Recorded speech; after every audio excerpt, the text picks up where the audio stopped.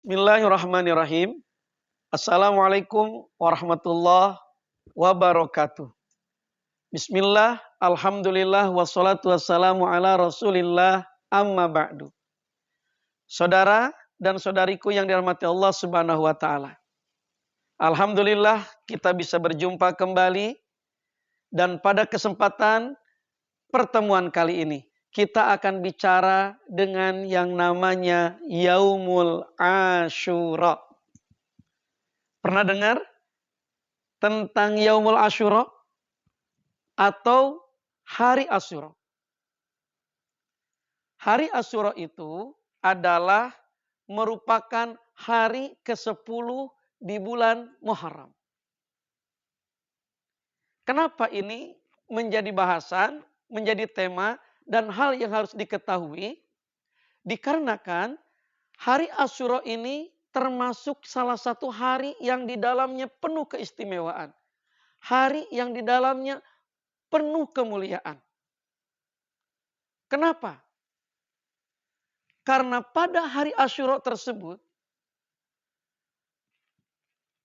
Ibnu Abbas atau Abdullah bin Abbas meriwayatkan sebuah riwayat yang tertulis dalam kitab Tanbihul Ghafilin karangan Al-Faqih Abu Les As-Samarqandi, bahwa di hari Asyura tersebut merupakan hari di mana Allah dulu menyelamatkan Nabi Musa di saat dikejar oleh tentara Fir'aun. Kemudian Nabi Musa sampai di Laut Merah dan bingung, tidak ada jalan, harus kemana penyelamatan diri. Nah, disitulah Allah perintahkan kepada Nabi Musa untuk memukulkan tongkatnya. Akhirnya Nabi Musa beserta pengikutnya selamat, bisa melewati Laut Merah dan Fir'aun ditenggelamkan. Nah, hari keselamatan Nabi Musa itu bertepatan dengan Yaumul Asyura, hari ke-10 di bulan Muharram. Maka layak bahwa Yaumul Asyura termasuk hari yang istimewa. Bukan hanya itu, ternyata jemaah pernah dengar yang namanya Nabi Ibrahim dibakar. Betul. Raja Namrud yang membakarnya. Sampai sebagian riwayat 1 minggu itu api menyala. Dan Nabi Ibrahim ada di dalam api tersebut. Kemudian si api itu padam. Tinggal abu yang menutup daripada tubuh Nabi Ibrahim alaihissalam. Keluar Nabi Ibrahim di tumpukan abu tersebut. Api padam. Nabi Ibrahim keluar dan selamatlah Nabi Ibrahim. Itu pun bertepatan dengan 10 Muharram, Yaumul Asyura. Bagaimana tidak mulia itu hari? Bukan hanya itu. Nabi Nuh alaihissalam yang diuji oleh Allah beserta umatnya. Diberikan hujan yang tidak berhenti sehingga banjir seluruh dunia. Bukan hanya sebulan, bukan hanya 2 bulan, 6 bulan. Dari mulai Rajab, Sa'ban, Ramadan, Syawal, Dzulqa'dah, Dzulhijjah berhenti dan surut kembali yang namanya dunia. Banjir Nabi Nuh surut dan Nabi Nuh selamat, itu bertepatan dengan 10 Muharram. Ternyata bukan hanya itu pula. Apa yang terjadi sehingga Yaumul Asyura ini menjadi hari yang mulia? Nabi Ayub alaihissalam yang kita dengar, kita pernah tahu ceritanya dulu mungkin di masa belajar di sekolah, di pondok pesantren, bahwa Nabi Ayub itu diuji dengan penyakit busuk semua tubuhnya. Sebagian riwayat 14 tahun.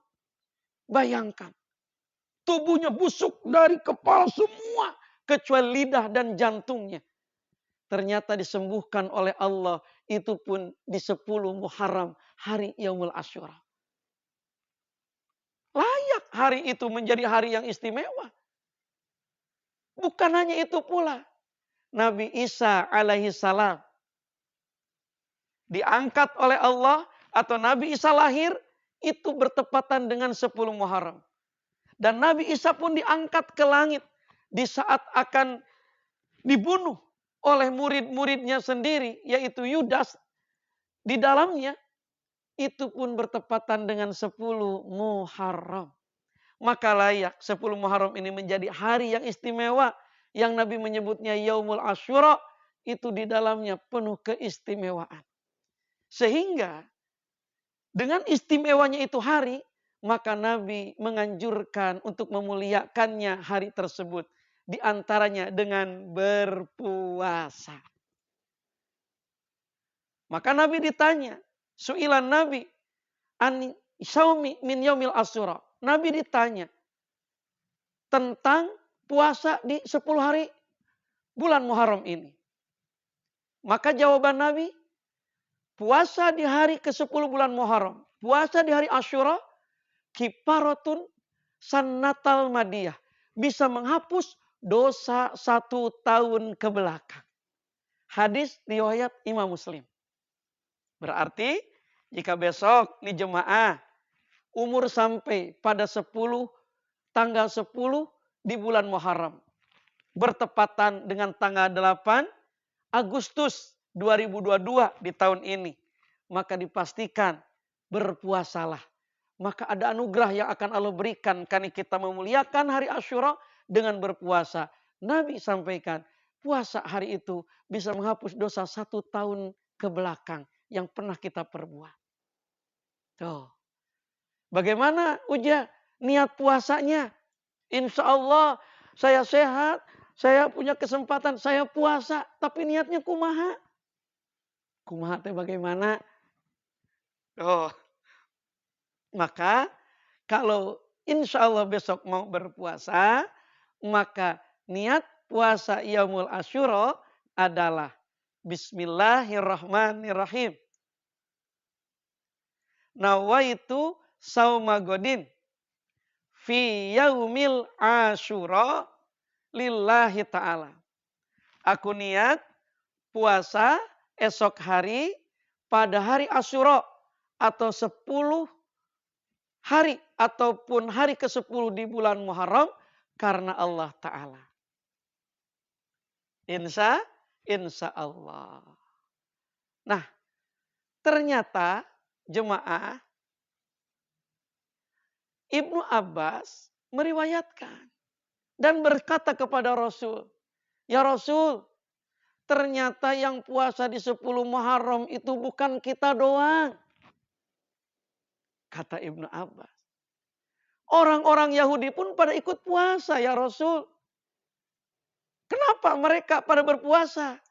Mereka bilang bahwa 10 Muharram itu di mana diselamatkannya Nabi mereka yaitu Nabi Musa dari kejahatan Fir'aun, daripada kejaran Fir'aun, maka mereka pada memuliakan hari keselamatan nabinya itu Nabi Musa biar mereka katanya mendapatkan keselamatan pula dari Tuhannya.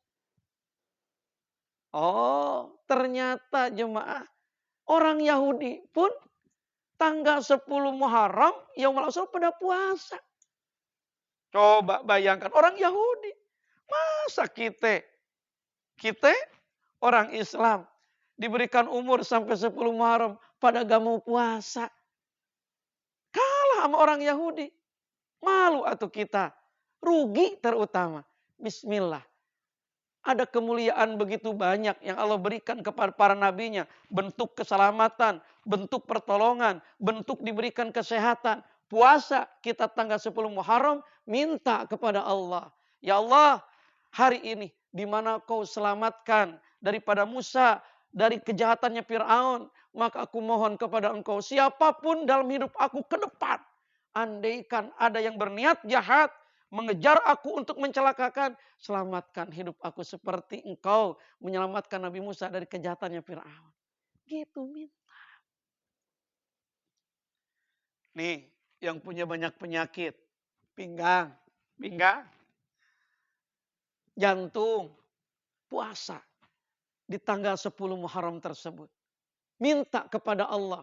Tabaruk, ya Rob, aku muliakan hari ini. Yang dimana kau sehatkan kembali daripada Nabi Ayyub alaihissalam. Tepat di hari ini, maka aku mohon kepada engkau. Apapun penyakit yang ada di tubuh aku ya Rob. Maka angkat penyakit aku. Hilangkan penyakit aku. Sembuhkan penyakit aku. Dengan kemuliaanmu.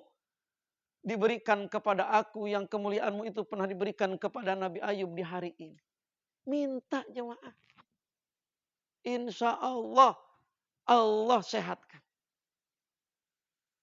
Nah, maka oleh karena itu, di saat Nabi mengetahui para Yahudi pun berpuasa, maka Nabi berkata, andaikan umur kita sampai pada tahun yang akan datang, maka dipastikan kita berpuasa dengan tanggal 9 Muharram. Untuk apa? Untuk membedakan dengan orang-orang Yahudi. Orang-orang Yahudi 10 Muharram pada puasa. Apa bedanya? Maka kita bedakan kalau umur sampai tahun yang akan datang. Tapi ternyata jemaah, umur Nabi tidak kesampaian sampai tahun berikutnya. Sehingga tinggal keinginan Nabi yang tersisa. Ingin mengerjakan puasa di tanggal 9 Muharram kalau sampai umurnya di tahun yang akan datang. Tidak kesampaian karena Nabi wafat sebelum tiba ke tahun berikutnya. Berarti tinggal kitalah umatnya. Bahagiakan Nabi. Senangkan Nabi. Dengan apa yang pernah diinginkan oleh Nabi. Berpuasa pada tanggal 9 Muharram. Kalau umur beliau sampai pada tahun berikutnya. Tapi nggak kesampaian. Nah kita sampaikan keinginan Nabi. Puasalah kita dengan tanggal 9-nya. Berarti kalau bertepatan tahun ini. Bertepatan dengan 7 Agustus 2002. Itu 9 Muharram 1444 Hijriah. Niatnya bagaimana Uja? Kalau ingin berpuasa di tanggal 9-nya. Maka niatnya Bismillahirrahmanirrahim. Nawaitu sauma godin fi yaumit tasu'a. Lillahi ta'ala. Aku niat puasa esok hari pada hari ke-9 di bulan Muharram karena Allah Ta'ala. Insya Allah Nabi senang, Nabi bahagia karena keinginan beliau dilaksanakan oleh kita umatnya. Itu berpuasa di tanggal 9 Muharram. Jadi lengkap sudahlah puasa kita kalau dengan keinginan Nabi tanggal 9 Muharram. Kemudian tanggal 10 Muharram Yaumul Asyura. Insya Allah. Maka yang kuat, yang sehat, yang ada waktu dan kesempatan jangan sia-siakan. Yaumul Asyura hanya datang satu kali dalam satu tahun. Belum tentu tahun yang akan datang kita masih ada. Betul apa tidak? Insya Allah niatkan. Puasa doang, Uja, yang harus kami lakukan di hari mulia itu? Bukan. Ada sebuah hadis. Al-Faqih Abu Les As-Samarqandi mengangkat suatu hadis. Rasul bersabda, man massaha ra'sal yatim fi yaumi asyura fi kulli saratin darajah. Siapa yang menyentuh kepala anak yatim, maka setiap satu helai rambut akan dijadikan satu derajat kemuliaan. Satu derajat penghapusan dosa. Satu derajat keinginan dan hajat. Maka berarti dengan hadis tersebut, jika ada rezeki lebih, berbagilah dengan anak-anak yatim yang ada di sekitar kita. Ataupun saudara kita yang sudah yatim, maka berbagi rezekilah dengan mereka. Sentuh kepalanya dengan penuh kasih sayang. Jangan nyentuh doang, kepelin. Ini nyentuh doang, dibejek-bejek palanya. Wah, ini banyak nih rambutnya nih. Malah nyari yang gondrong gitu kan. Biar rambutnya banyak. Bukan menyentuhnya. Intinya bentuk kasih sayangnya dari kita. Dan bikin bahagia mereka.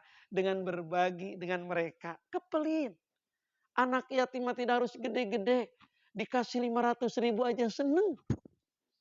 Benar gak? Iya. Kasih, bahagiakan, sentuh. Manfaatkan ya rezeki untuk kamu.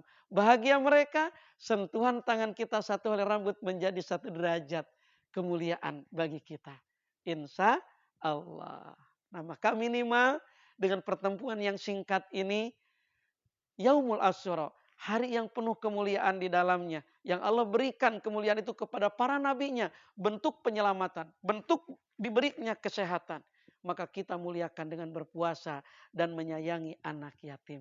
Mudah-mudahan dua hal ini bisa kita praktekkan dan bisa kita wujudkan sehingga kita bisa mendapatkan apa yang dijanjikan Allah dan Rasulnya. Amin ya robbal alamin. Ini saja yang bisa disampaikan. Mohon maaf apabila ada hilap dan kekurangan. Walakum minkum. Wassalamualaikum warahmatullahi wabarakatuh.